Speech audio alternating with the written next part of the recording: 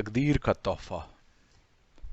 मैं अपनी तकदीर को एक लफ्ज़ में बयान करना चाहूँ तो वो लफ्ज़ डंडी मार ही होगा।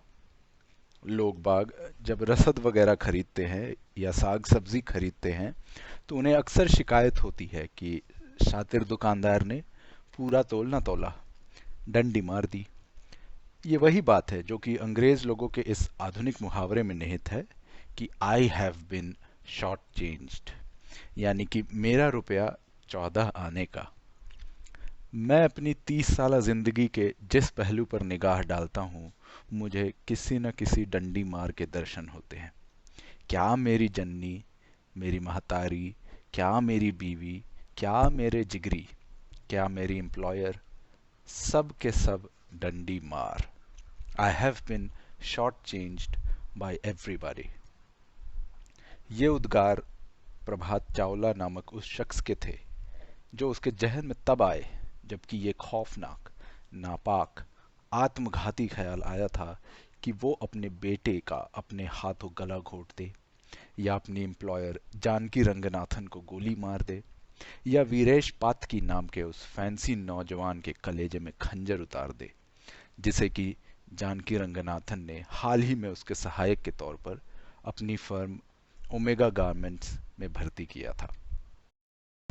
एक शाम हम कनॉट प्लेस में स्थित कोजी कॉर्नर में बैठे थे जबकि अतुल वर्मा हमारी टेबल पर पहुंच गया, क्योंकि पूरे भरे बार में उसे कहीं बैठने की जगह नहीं मिल रही थी।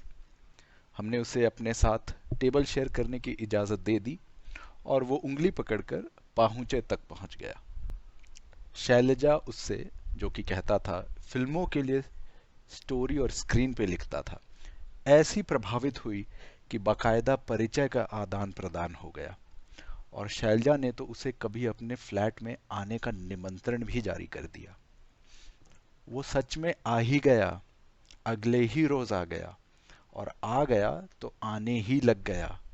हमारी जो शाम की बैठकें किसी पब या बार में होती थीं वो फिर पता नहीं कब थ्रीसम के तौर पर शैलजा के फ्लैट पर ही होने लगी, और शैलजा का वो सिलसिला इतना पसंद आने लगा कि मैं तो हैरान ही हो गया।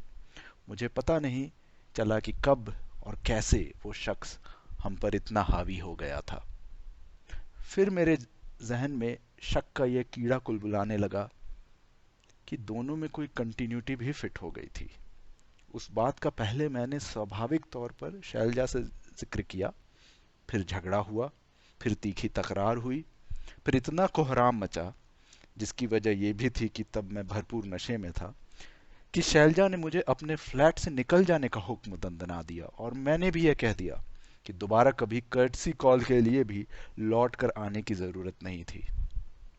मुझे कोई हैरानी न हुई। उसकी जिंदगी में किसी अतुल वर्मा ने दाखिला पाना था तो किसी प्रभात चावला को रुखसत होना ही पड़ता। ऐसा ना होता तो मेरी खोटी तकदीर की वो जंजीर न टूट जाती जो मेरे जन्म से ही कड़ी दर कड़ी बढ़ती जा रही थी और मजबूत होती जा रही थी। इतने में ही बात खत्म हो जाती तो समझता कि सस्ता छूटा, लेकिन बात खत्म न हुई। बात तो आगे, बहुत आगे बढ़ गई।